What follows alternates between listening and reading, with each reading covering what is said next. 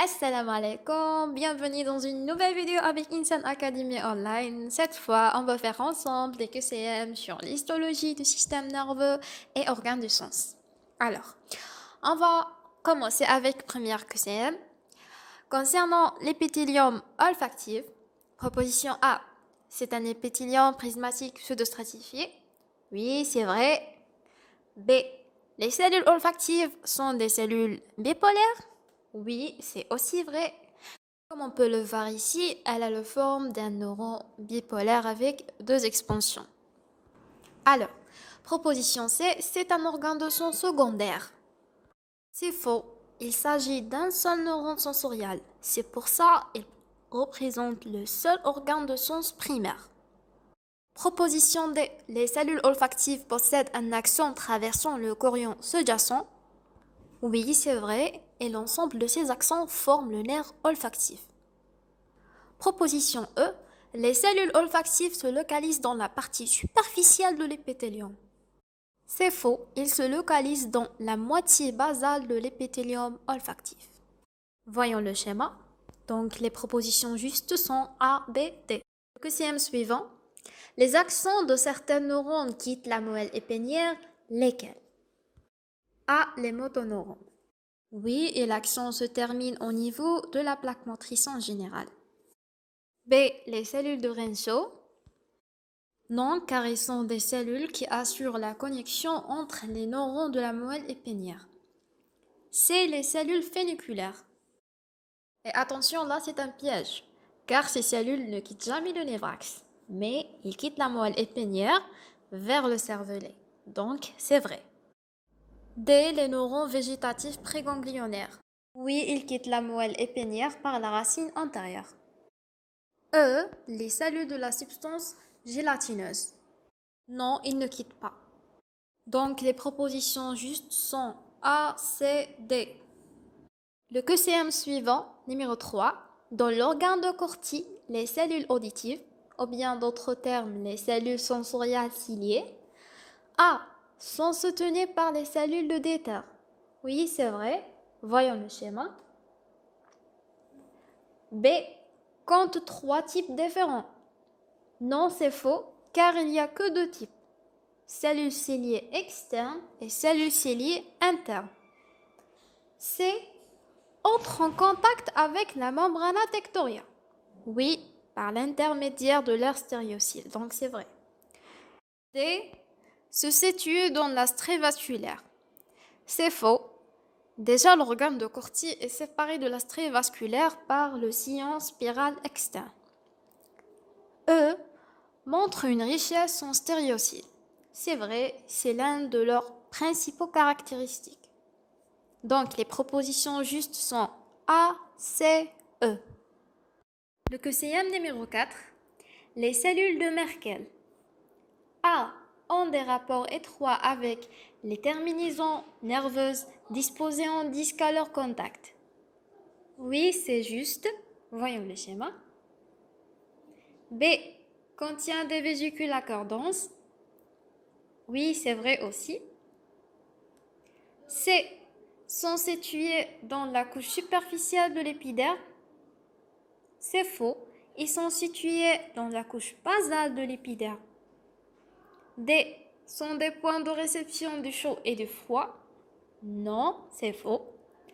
E, ont un rôle sensorial et neurosécrétoire. Oui, c'est vrai. Ils ont un double rôle, sensorial comme un récepteur et neurosécrétoire ou bien endocrinien, car il appartient au système APUD. Donc, les propositions justes sont A, B, E. Le QCM 5. Concernant les bourgeons du goût. A, sont des formations intraépithéliales. Oui, c'est vrai. B, sont caractérisées par une extrémité courte, étroite, atteignant la lame basale de l'épithélium. C'est faux. L'extrémité est large. C, possède une extrémité superficielle appelée canal gustatif. Oui, c'est vrai. Ou bien fossette gustative. D, les cellules gustatives sont en contact avec les fibres nerveuses. Oui, c'est juste. E, leur durée de vie est de 1 à 2 jours. C'est faux. Est de 10 à 14 jours. Donc, les propositions justes sont A, C, D. Le QCM numéro 6. La pachyménage. A est constitué de 2 couches. Oui, c'est juste, une couche externe et une couche interne. B adhère au cortex cérébral.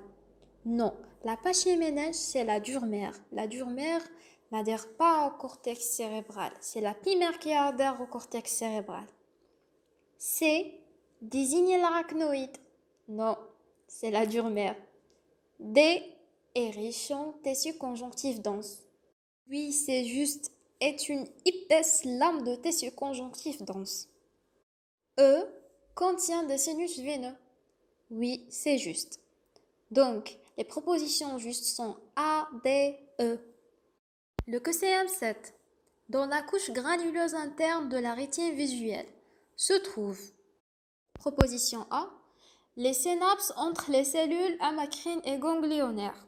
C'est faux, c'est dans la couche plexiforme interne. B, les noyaux des cellules de Müller. Oui, c'est vrai.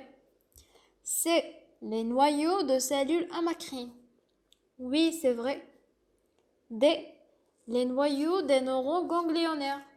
Non, c'est faux, c'est dans la couche des cellules ganglionnaires. E, les synapses entre neurones bipolaires et photorécepteurs. C'est faux, c'est dans la couche plexiforme externe. Et là, vous devez lire le schéma associé à notre cours car il désigne la cytoarchitecture et il montre les synapses entre les cellules de la rétine visuelle. Et donc, les propositions justes sont B, C. Le QCM suivant, les ocortex cérébral. A désigne la majeure partie du cortex cérébral. Oui, c'est vrai, 90%. B est fait de substances blanches. Non, substances grises. C montre une organisation à 2 couches cellulaires. Non, c'est faux, il montre une organisation à 6 couches cellulaires. D se nomme également rénencéphale. Non, c'est faux. E est également appelé néocortex. Oui, c'est vrai, néocortex ou bien néopallium. Donc les propositions justes sont A, E. Le QCM suivant, numéro 9. Les neurones de la colonne de Clark de la moelle épinière. Proposition A. Leur action constitue le faisceau cérébello-direct. Oui, c'est vrai. B. Leur action constitue le faisceau cérébello-croisé. Non, c'est faux. C. Sont des cellules ne quittent pas le livrax. Oui, c'est juste. D. Présentent des bouquets dendritiques oppositopolaires. Non, ce sont des cellules végétatives préganglionnaires qui présentent des bouquets dendritiques oppositopolaires. E. Sont de forme multipolaire. Oui, selon le schéma, il n'est pas mentionné dans le cours, mais selon le schéma, il présente des dendrites et un seul accent, donc c'est un neurone multipolaire. Donc les propositions justes sont A, C, E. Et notre dernier QCM, dont le glomérule de Held vient faire synapse. A. Les dendrites des cellules de Purkinje. C'est faux. B. Les dendrites des grains. Oui, c'est juste. C. Les terminaisons nerveuses des fibres moussues. Oui, c'est juste. D. Les dendrites des cellules de Golgi. Oui, c'est juste aussi. E. Les axons des cellules de Purkinje.